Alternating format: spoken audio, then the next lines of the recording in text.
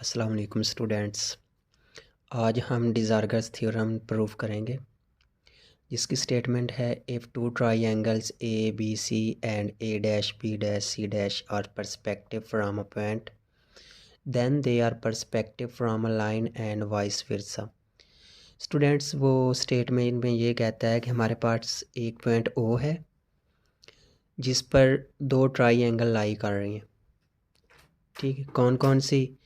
एक ए बी सी है और एक A dash B dash C dash, ये दो ट्राइंगल हैं। तो वो कहता है कि ये दो ट्राइंगल जो है ना पर्सपेक्टिव हैं किसके? पॉइंट के। पॉइंट हमारे पास क्या है? ओ। तो जब कोई दो ट्राइंगल जो है ना वो उसके जो करेस्पॉन्डिंग पॉइंट्स हैं वो लाई करें, इंटरसेक्ट करें किसी पॉइंट पे, मतलब ये हमारे पास दो ट्राइंगल्स हैं ना, तो इसके जो करस्पॉन्डिंग पॉइंट्स हैं यानी A dash B dash C dash, ये अगर इंटरसेक्ट करें किसी पॉइंट पे तो हम कहते हैं कि ये ट्राइंगल जो है, ये हमारे पास ट्राइंगल्स क्या हैं? पर्सपेक्टिव हैं किसके? जो पॉइंट है। तो हमारे पास यहाँ पर पॉइंट है ओ, तो ये दोनों ट्राइंगल जो है ना पर्सपेक्टिव हैं। ये इतनी बात होगी। उसके बाद वो कहता है then they are perspective from a line. अब हमारे पास जो है ना वो जब कोई लाइंस जो है ना, हमारे पास ट्राइंगल्स की दो लाइंस हैं, उसके जो करस्पॉन्डिंग लाइंस हैं, करस्पॉन्डिंग लाइंस कौन सी होती हैं? हमारे पास ये ए और बी ये लाइन है, इसकी करस्पॉन्डिंग लाइन कौन सी होगी? ए डैश बी डैश, जो कि लाई कर रही पॉइंट पी वे। सेम इसी तरह हमारे पास पॉइंट लाइन है ए और सी, और इसकी करस्पॉन्डिंग लाइन कौन सी होगी? ए डैश सी डैश, वो कहाँ पे लाई कर रही है? एन पे। और उसके बाद हमारे पास लाइन है बी और सी, इसकी करस्पॉन्डिंग लाइन है बी डैश सी डैश, जो कि लाई कर रही है एम पे। तो जब किसी मतलब के ट्राइंगल्स की जो करस्पॉन्डिंग लाइंस हैं वो एक ही लाइन में तीन पॉइंट्स पे लाई करें तो वो कोलिनियर होती हैं।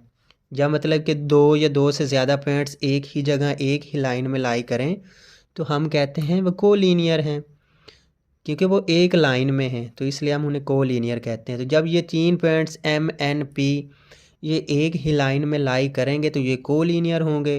तो जब कोई तीन पॉइंट्स एक ही लाइन में लाई करें कोलिनियर हों तो हम उन्हें कहते हैं ये पर्सपेक्टिव हैं। ठीक है, या ट्राइंगल के जो करस्पॉन्डिंग पॉइंट्स हैं वो एक ही पॉइंट पे इंटरसेक्ट करें, हम उन्हें कहते हैं सेंटर ऑफ पर्सपेक्टिव। और अगर एक लाइन में वो लाई करें तो हम कहते हैं एक्सिस ऑफ पर्सपेक्टिव। ठीक है, अब हम प्रूफ करेंगे। प्रूफ में वो कहता है assume that two triangles A B C and A dash B dash C dash are perspective from a point O, then we have to prove P M and N are collinear. तो हमने prove करना है कि ये जो है ना points हमारे तीन ये कोलिनियर हैं। तो अब हम जो है ना करते हैं प्रूफ। तो यहाँ पर वो कहता है कि ए और बी का जो है ना corresponding point A dash B dash जो कि पी पे लाई कर रहा है, बी और सी का जो करस्पॉन्डिंग पॉइंट है वो बी डैश सी डैश जो कि एम पे लाई कर रहा है, ए सी का करस्पॉन्डिंग लाइन जो है ए डैश सी डैश वो एन पे लाई कर रही है। तो अब हम मैनलेस थ्योरम यूज़ करेंगे। इस थ्योरम के लिए मैनलेस थ्योरम का आना बहुत ज़रूरी है, क्योंकि इसमें मैनलेस थ्योरम यूज़ होता है।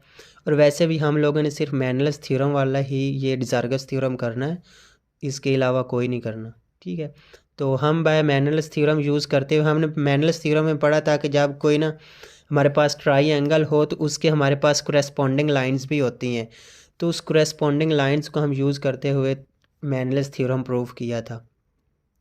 ठीक है, तो सेम इसी तरह हमने यहाँ पे जो है ना मैनलेस थ्योरम इस्तेमाल किया है।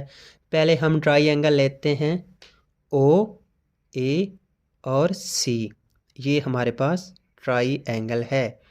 तो इसका अब हम मैनलेस थ्योरम रखें तो लिखें तो हमारे पास आएगा ये ओ ए डैश होना था यहाँ पे ना, ये डैश डाल लें। ठीक है, तो O A dash divided by A dash over A dot A N over N C. अब आप सोच रहे होंगे ये A N over N C कहाँ आ गया, कहाँ से आ गया? तो देखें स्टूडेंट्स, ये जो है ना ए और सी की करेस्पॉन्डिंग लाइन हमारे पास क्या है, ए एन। तो इसको हम लिखेंगे A N divided by N C. ये हमके पास क्या है, करेस्पॉन्डिंग लाइन है, क्योंकि हमें ये मेनलेस थ्योरम में पढ़ाया गया है। ठीक है, उसके बाद हम जो लिखेंगे C into C dash over divided by C dash O. उसके बाद ये हमारे पास जो है ना एक ट्राइएंगल का जो है ना एक इक्वेशन बन जाएगी। ठीक है, उसके बाद हम ट्राइएंगल ले लेते हैं ओ बी सी।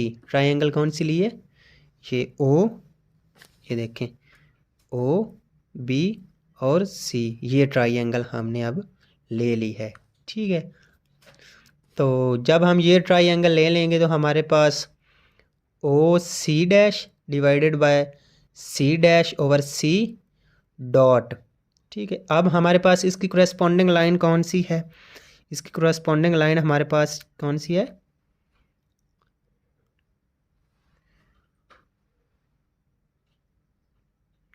ये देखिए हमारे हमने ये दो इक्वेशन ली है ना ओ बी सी, तो इसकी जो करेस्पॉन्डिंग लाइन है तो वो है हमारे पास बी एम, यही है ना ये।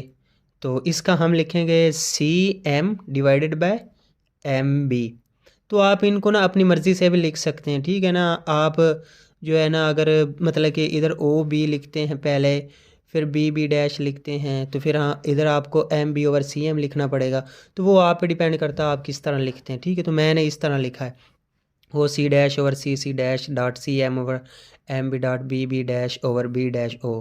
तो ये हमारे पास जो है ना ट्राइएंगल दूसरी उसका जो है उस पर मेनलेस थ्योरम इस्तेमाल करके हमने इक्वेशन नंबर 2 निकाल रही।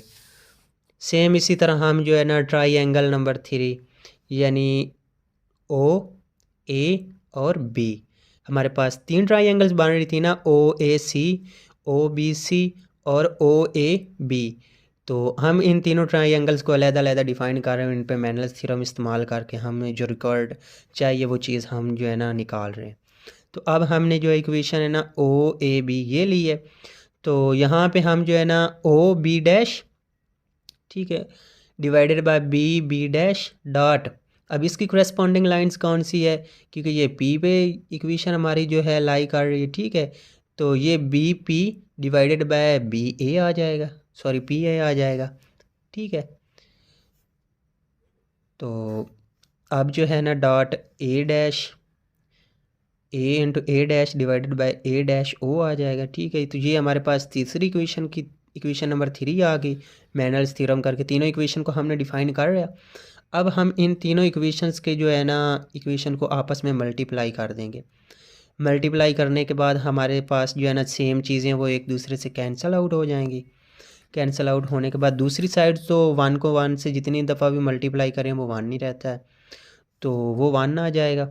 ठीक है, हमारे पास आ जाएगा A N over N C dot C M over M B dot B P over P A is equal to 1।